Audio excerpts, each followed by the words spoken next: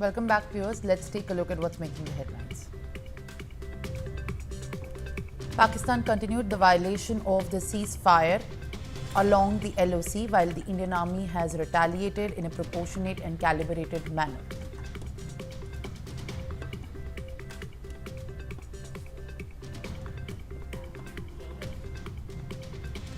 Jammu and Kashmir terrain hideout has busted. 5 IEDs have been recovered. As in fact, the security forces have launched the manhunt. As per the sources, security forces in Jammu and Kashmir have recovered the hideout in the Poonch district. The recovery comes amid a massive manhunt for the terrorists who have gunned down 26 innocent in the Pahalgam. Defence Minister Rajnath Singh has held talks with his Japanese counterpart, General Nakatani, for the wide-ranging talks against the backdrop of rising tensions between India and Pakistan over the Pahalgam terror attack. Japan has strongly expressed solidarity with the Indian in the wake of the Pahalgam attack during the defence ministers' meeting.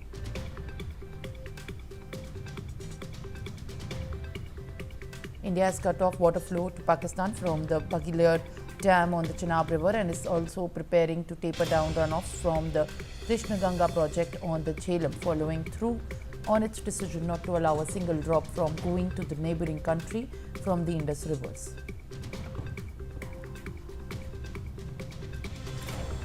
The United Nations Security Council is set to hold closed-door consultations to address the rising tensions between India and Pakistan following the April 22nd Pahalgam terror attack. The meeting scheduled for this afternoon by the Greek presidency was convened at Islamabad's request. Iran's Foreign Minister Abbas Araghchi has arrived in Pakistan, which Tehran claims is a part of regular consultations with neighbouring countries. This comes as Araghchi has announced he is visiting India next week.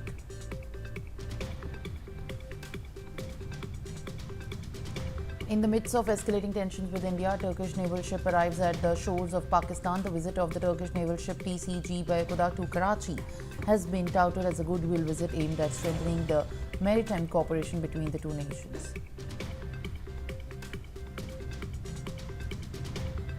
In the wake of the Pahalgam terror attack, Pakistan Prime Minister Shehbaz Sharif has held a telephonic conversation with his Malaysian counterpart, Datuk Seri Anwar Ibrahim, and shared Pakistan's serious concerns over the prevailing tensions in southern Asia.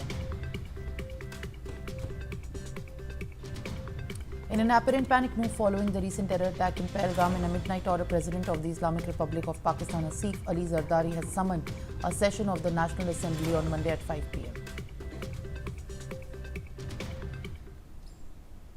Now, a parade taken out by Khalistani sympathizers in Canada has demanded the deportation of 8 lakh Hindus to India and also included a large truck with a mock-up of a jail that had effigies of the Prime Minister Narendra Modi, Home Minister Amit Shah and External Affairs Minister Dr. S. Jaishankar.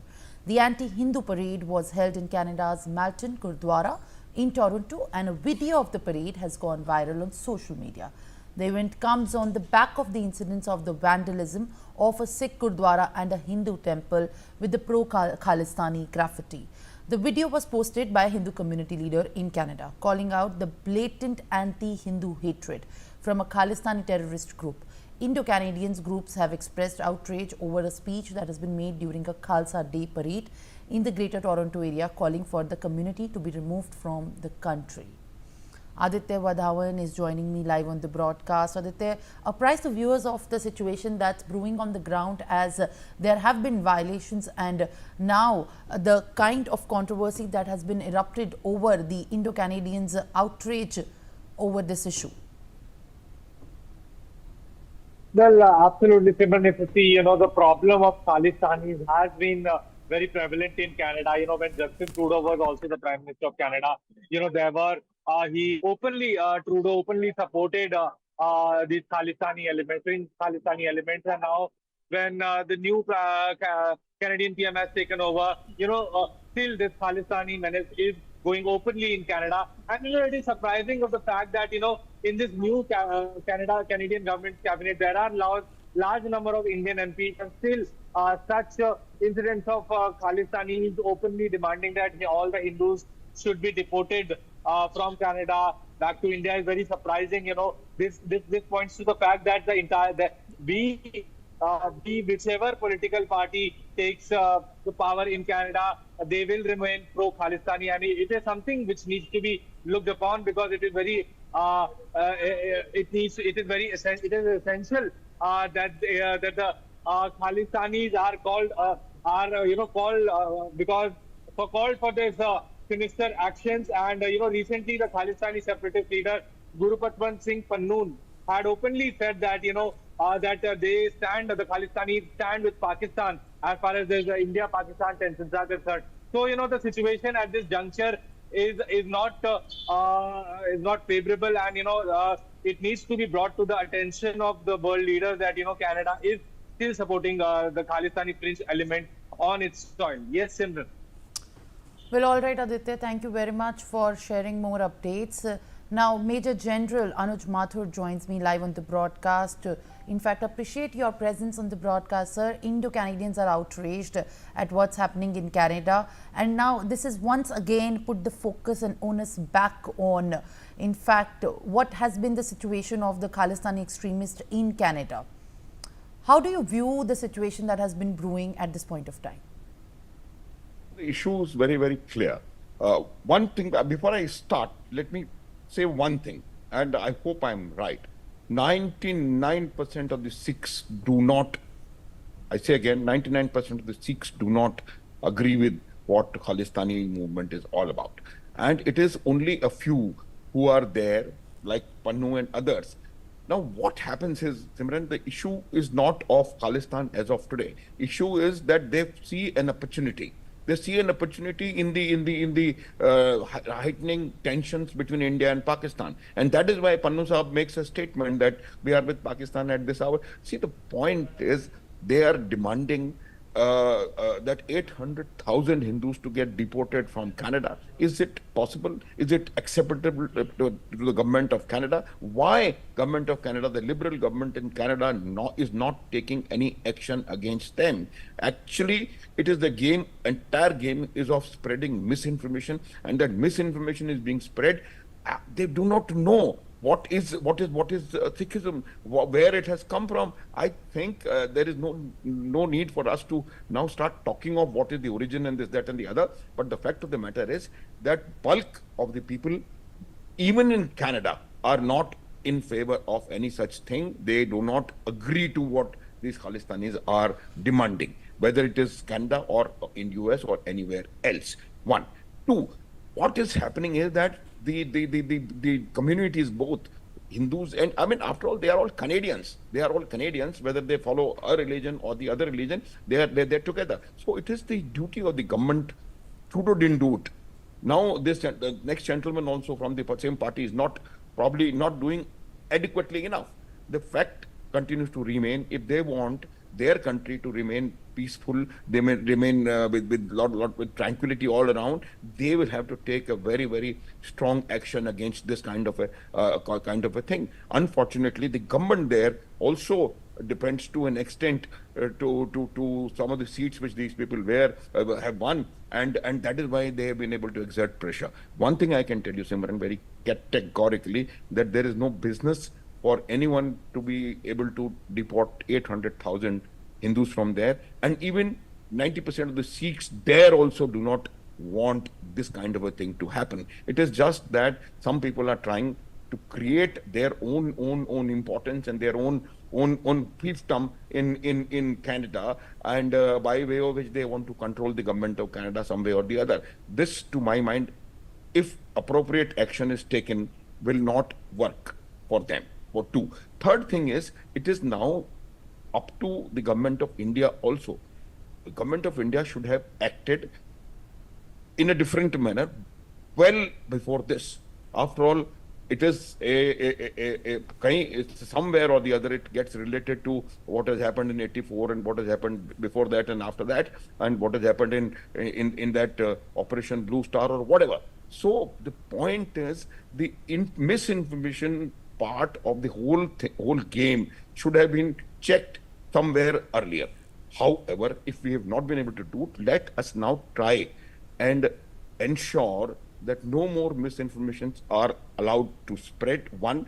Two, the other nations. I'm telling you, Pakistan you will find Pannu has made a statement about Pakistan, and Pakistan somewhere or the other is involved. You know, on our channels also, when you see these people, Pakistanis talk, they start talking suddenly of Khalistan and Manipur and Nagaland and this, that, and the other. So the fact is that they are also fueling it somewhere or the other. But to my mind, situation is going to be different, and Canadian government should act on this kind of a thing, because it is eventually going to trouble only Canadians and no one else. Whatever has to happen, it will happen in Canada. Well, all right, Major General Anuj Mathur, thank you very much for being with us on the broadcast and in fact detailing it in a very precise manner for what it means for the viewers as well. Now, West Bengal Chief Minister Mamata Banerjee has arrived in the violence-hit Mushidabad district on a 2-day visit. Remember, viewers, she is expected to visit the district headquarters down to Berhampur, and during the 2-day visit to Mushidabad, she is expected to meet the victims of the violence. She is also likely to hand over the checks to the victim's family in the affected site.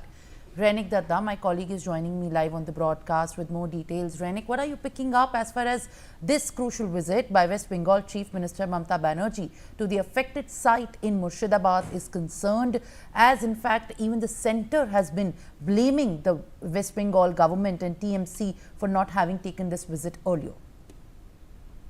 देखिए, मुर्शिदाबाद में violence होने का 1 महीने बाद ममता बनर्जी का ये जो सफर 2 दिन का सफर होने जा रहा है। ममता बनर्जी आज दोपहर ही बहरमपुर के लिए रवाना होंगे, बहरमपुर पहुंचेंगे और आज बहरमपुर में एक जो मीटिंग किया जाएगा ममता बनर्जी की तरफ से, जिसमें मुर्शिदाबाद का डीएम और जंगीपुर का डीएम मौजूद रहेंगे और जो डिस्ट्रिक्ट मजिस्ट्रेट है और उसके साथ साथ ही पुलिस का जो सुपरिटेंडेंट ऑफ पुलिस है उनके साथ भी मुलाकात करेंगे ममता बनर्जी और मीटिंग करेंगे। क्या क्या हालात है, 1 महीने में क्या क्या डेवलपमेंट हुआ है, इस बारे में भी चर्चा ममता बनर्जी की तरफ से किया जाएगा। उसके बाद ही आज रात को बहरमपुर में स्टे करेंगे ममता बनर्जी। उसके बाद कल सुबह 11 बजे के आसपास बहरमपुर से मुर्शिदाबाद के लिए रवाना होंगे ममता बनर्जी। जिस सफर में ममता बनर्जी शमशेरगंज, धुलियान, ये जो इफेक्टेड जगह है, इस जगह में विजिट करेंगे, जो विक्टिम परिवार है उनके साथ मुलाकात करेंगे और उसके साथ साथ ही जो विक्टिम परिवार है उनके हाथ में जो चेक है वो चेक को भी हैंड ओवर करेंगे सीएम ममता बनर्जी। जैसे कि वेस्ट बंगाल गवर्नमेंट की तरफ से कंफर्म किया जा रहा है कि ममता बनर्जी का ये जो 2 दिन का सफर, ये 2 दिन का सफर में सबसे महत्वपूर्ण है कल दोपहर 11 बजे से लेकर कल दोपहर 4 बजे तक, क्योंकि इस टाइम पर ममता बनर्जी धुलियान, शमशेरगंज और उसके साथ साथ ही जंगीपुर का जिस जगह में ये वायलेंस इफेक्टेड हुआ था उस जगह में विजिट करेंगे। जो जिस जगह में मेनली इफेक्टेड हुआ था उस जगह का अभी हालात क्या है, गवर्नमेंट की तरफ से जो परिसेवा देने का बात हुआ था वो परिसेवा उनको मिल रहा है कि नहीं, वो लोग कहाँ पर रह रहे हैं, जिस घर को डैमेज किया गया था उस घर का क्या स्थिति है वो जानने का कोशिश ममता बनर्जी करेंगे और उसके साथ साथ जो विक्टिम परिवार है उनके साथ भी मुलाकात करेंगे मुख्यमंत्री ममता बनर्जी। मगर आज जो प्रशासनिक बैठक होने जा रहा है उस प्रशासनिक बैठक में इस 1 महीने में क्या क्या स्टेप गवर्नमेंट की तरफ से लिया गया है, जो पुलिस ऑफिसर्स उधर मौजूद थे उनके खिलाफ में क्या क्या एक्शन लिया गया था, अभी सिचुएशन क्या है, अभी सिचुएशन को कंट्रोल करने के लिए क्या क्या स्टेप गवर्नमेंट की तरफ से लिया जा रहा है, इस बारे में ममता बनर्जी आज चर्चा करेंगे, जिसमें मुर्शिदाबाद का district magistrate. All right, Ranik, thank you very much for sharing more updates, and with that, let's now shift our focus to other developments. As per the sources, what we are learning is that Defence Secretary Rajesh Kumar Singh is meeting Prime Minister Narendra Modi amid the escalating tensions between India and Pakistan over the Pahalgam terror attack on the April 22nd, which has killed 26 innocent Indians. This has come a day after Air Chief Marshal AP Singh has met Prime Minister Narendra Modi. Sanjay Sharma joins me live with in fact more updates. All right, viewers, this is a breaking update that we are learning. Defence Secretary Rajesh Kumar Singh is meeting Prime Minister Narendra Modi, and this is to note in fact at this point of time how exactly the series of meetings have been considered by Prime Minister Narendra Modi at the 7 LKM, where Defence Minister Rajnath Singh was also present at the Tri-Services Chief meeting, which was also chaired by Prime Minister Narendra Modi in the last few days.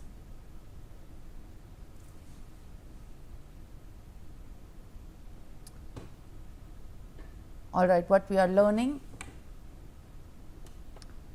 now, at the India-Japan Defence Ministerial meeting, Defence Minister Rajnath Singh has said, and I quote, that I would like to thank the government for Japan for this strong expression of solidarity with India in the wake of the Pahalgam terror attack. And I take this opportunity to compliment you for the immense contribution to deepen the Indo-Japan defense relations, unquote. Let's now listen in to what Rajnath Singh has said. Let me begin by extending a warm welcome to you and your delegation to India. I recall our meeting at Vientiane, Laos in November last year, where we decided to expand defense cooperation in industry, technology and interoperability between the armed forces. At the outset, I would like to thank the government of Japan for their strong expression of solidarity with India in the wake of the Pahalgam terrorist attack. Excellency, I take this opportunity to compliment you for your immense contribution in deepening of the Indo-Japan defense relations. You had earlier laid foundations for a strong bilateral defense partnership by concluding defense equipment and technical cooperation agreement and the protection of classified military information agreement. As you have taken over the charge of ministry again, I am confident our cooperation will attain greater heights. Okay. 高谷大臣、まず歓迎の意を表させていただきます。またデリゲーションの皆様お越しくださいましてありがとうございます。中谷大臣との間では昨年11月ラオスでお目にかかりまして、日印間における、防衛協力、また、テクノロジーの分野における協力の Now, viewers, let's also take a look at the other developments. Malaysia has backed Pakistan's proposal for the probe into the Pahalgam terror attack. In a telephonic conversation with Pakistan Prime Minister Shehbaz Sharif, Anwar has said that Pakistan is facing difficult circumstances and said that he supports an independent and transparent investigation to identify those responsible for the Pahalgam carnage. And war further, in fact, offered to mediate between the two neighbors, saying Malaysia remains open to play a constructive role should the need arise, and we believe in our close ties with both the nations place us in a position to support efforts towards regional and peace and stability, unquote. Pakistan Prime Minister Shehbaz Sharif to postpone the official visit to Malaysia. Aditya Vadhavan, my colleague, is joining me live with more updates. Aditya, at the time when Pakistan continues to be in panic, Malaysia backs Pak's Pahalgam probe into the terror attack that happened on April 22nd. What more details are you picking up as far as this latest decision is concerned, and what you can share with our viewers? If you see, the readout of the telephonic conversation between the Pakistani Prime Minister Shehbaz Sharif and Malaysia, Pakistani PM Shehbaz has reiterated his appreciation for Malaysia's long-standing friendship and expressed his hope to expedite the signing of MOU currently under negotiation. All these, the desperate attempts of the Pakistani establishment, reaching out to other countries' establishment is clearly showing the nervousness of the Pakistani establishment, because because the Pakistani establishment knows that it is on the back foot, and they are desperately trying to muster international support at this juncture. Sometime back we saw that Pakistani establishment was saying that Turkey is with Pakistan and they have supplied missiles and warplanes to them, but later Turkey also denied that nothing of that sort had happened.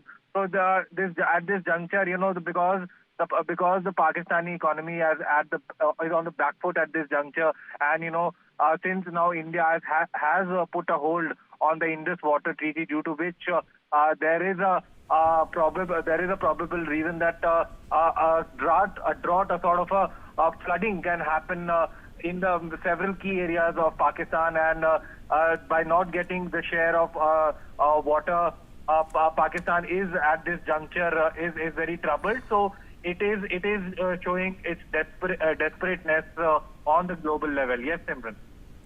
All right, Aditya, thank you very much for adding more details, in fact, and sharing information. Now, the Indian diaspora, in solidarity for the victims of the Pahalgam terror attack, have held protest in front of the EU Commission, the European Union Commission in Brussels.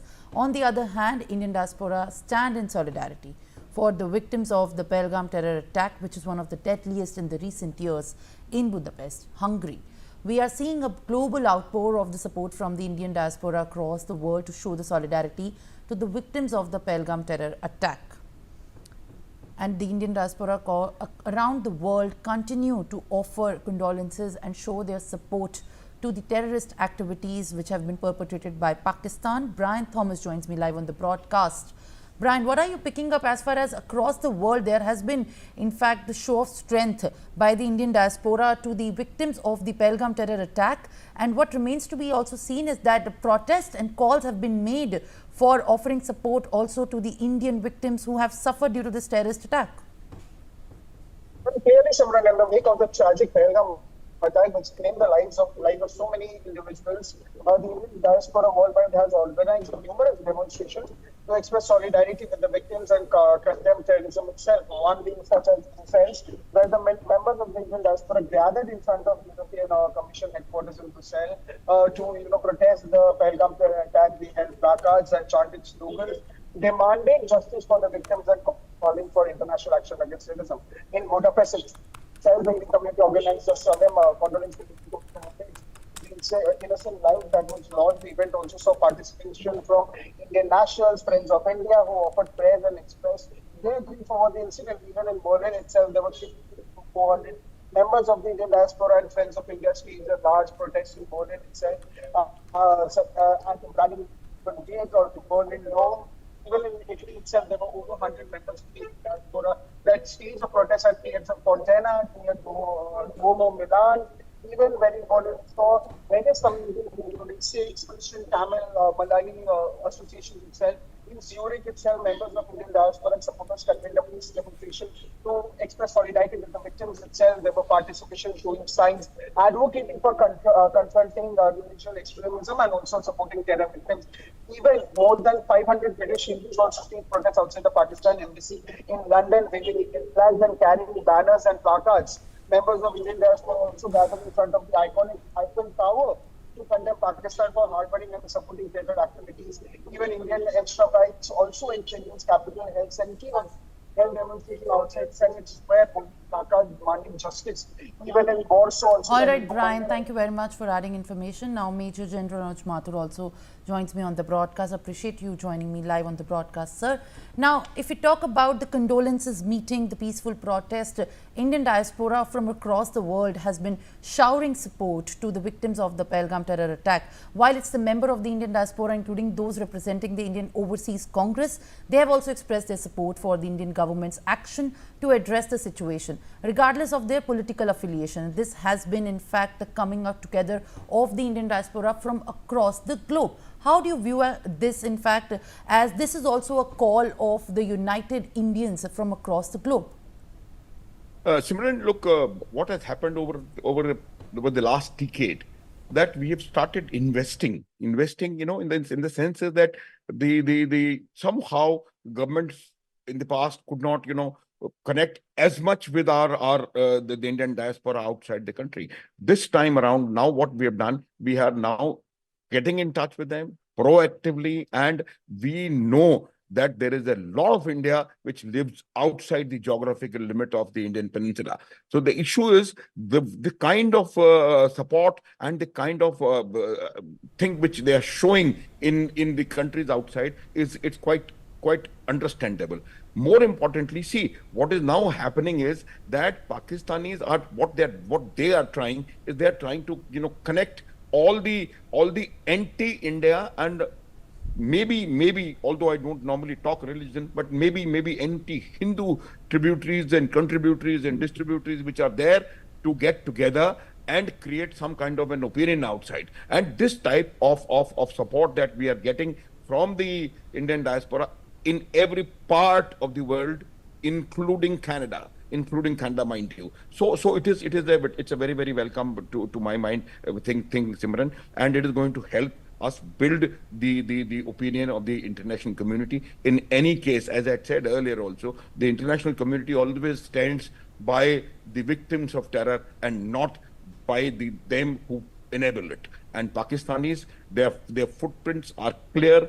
Their everything is very, very clear who's behind the attacks in Pahalgam. And to my mind, a thing like this will go a long way in building our view in the rest of the world, particularly when half the world, more than half the world, is already with us. Just now we've heard all the 4 permanent members of the United Nations supporting us directly, no indirect supports. They are supporting directly. See, Simran, one thing is very, very clear, that Kashmir, Pahalgam is a sovereign Indian turf. Let there be no doubt in anybody's mind. And what is happening there, it is our concern. We will handle it. We know who are the people behind it, and the Indian community across the globe is helping us let the world know it. The world is aware who are the victims. The world is aware who are the perpetrators and enablers,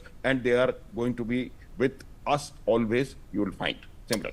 All right, Major General Anuj Mathur, thank you very much for being with us on the broadcast and also sharing your take. Now we are on that note with more news and updates on the other side. Stay tuned.